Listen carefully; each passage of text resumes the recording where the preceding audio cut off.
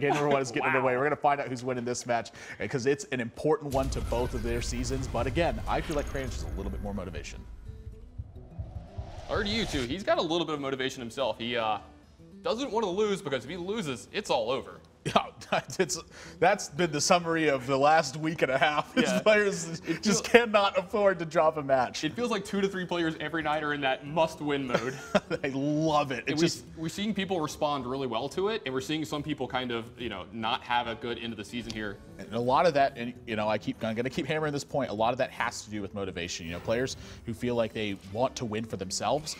It's a lot easier for players who want to win because they feel like they need to prove something. Yeah. Now both these players are playing Hunter, and they're going to be coming out aggressive. Look at this opening hand from Kranich. Yeah, both of these guys have some pretty crazy opening hands. The thing that really strikes me as unique, though, is we see it time and again. Kranich always has something different in his deck. Are you talking about the pirate? I'm talking about the animal companion. Of course, I'm talking about the pirate here. Southsea Deckhand does not find its way into a ton of Hunter decks. I'm not actually sure I've ever seen this card. Yeah, I mean, I kind of like it. If you're playing Glaivezooka, it's another, charge effect to get a ton of damage in. You can use it against secrets. It seems pretty well set up in this match. Yeah, I agree with you.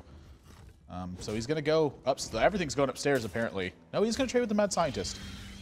So making sure that if this is Explosive Trap, that he gets in the damage, doesn't lose his 2 guys first. RDU does have an Eagle Horn bow here, so he does get to set it if he wants, and then, get the extra charge out of it as well. Set it and forget it. Set it and forget it. I like that one. I haven't heard that one yet.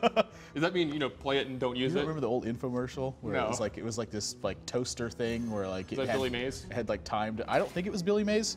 If it's not Billy Mays, no, then it definitely wasn't remember Billy Mays. I just remember this toaster was timed for foods, and you would type in what food you had, and he would look at the audience. He would go, "You said it," and they would go, "And forget it." Okay. No, if it's not Billy Mays related, I probably haven't seen it, but that one does sound like a delight. So it's gonna be Freezing Trap. So he did set it and forget it, by the way. 3 charges on that bow right now. Now, what do you do this turn? You have so many options. But that's really where you start. This is what makes, in my opinion, aggro deck so difficult, is when you have so many good options. It's a good problem to have, Which one's best? Yeah, it is a good problem to have, which is why I love playing them. But here, I feel like probably diversifying is a little bit better of a play than just going in on the Animal Companion. How does RDU effectively use the bow charges right now? Yeah, and then when you're RDU, when you see Southsea Deckhand, you got to believe that this is a very aggressive build from Kranich as well. Yeah, that card kind of gives it away, and he's just going upstairs with it. He does have 9 damage sitting there. It's just going to be basically free over his next couple turns. It's going to be a matter, though, of whether or not this Pilot Shredder and this Eagle Horn Bow and the Kill Command can race versus what Kranich is doing right now. Yeah, you already see an Ironbeak Owl. He has a Kill Command and a Quick Shot, so he's got a ton of damage already set up, and this Ironbeak Owl, timed at the right moment, could be very important in this match. And this is something that I love watching about RDU, is this guy seems to never shy away from racing his opponents.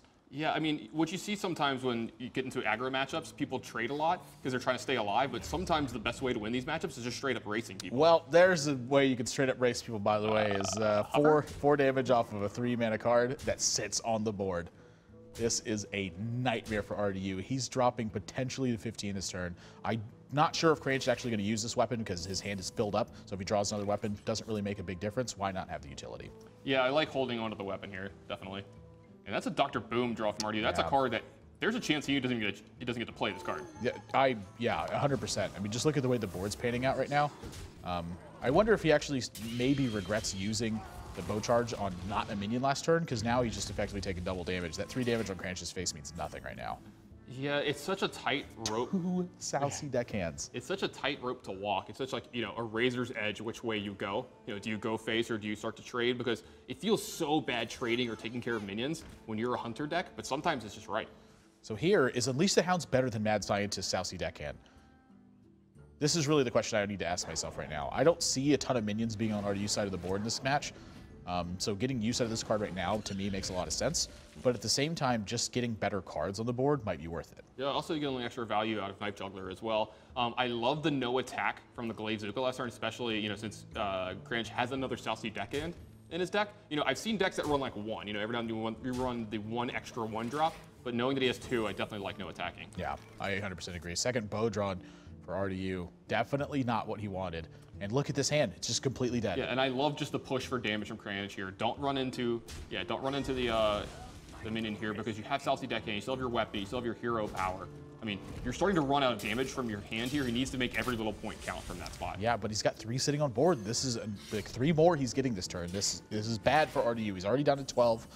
He doesn't have a ton of utility in his hand. Add a Wolf Rider to it. Yeah, Kill Command was lethal there, but this is almost lethal. I mean, we're going to get very close to it here. I think it is actually lethal. 3, 4, 5, 6, 7, 8, 9, 10, 11, 12. Yeah, he's got just enough exactly mana. 12, okay. Yeah, that South Sea Deckhand actually the 1 mana, 2 damage here makes a big difference. I wonder if he's running this over Abusive Sergeant. That would be really interesting to me. I think it functions better versus traps. Not quite as well when you don't have weapons though. Kranich, either way, able to pick up game 1. RDU stumbled just a little bit in this game, got punished maximally. Yeah, if you expect this to be the mirror that you're going to see, something like this, maybe it is actually just better than Abusive Sergeant. It definitely could be.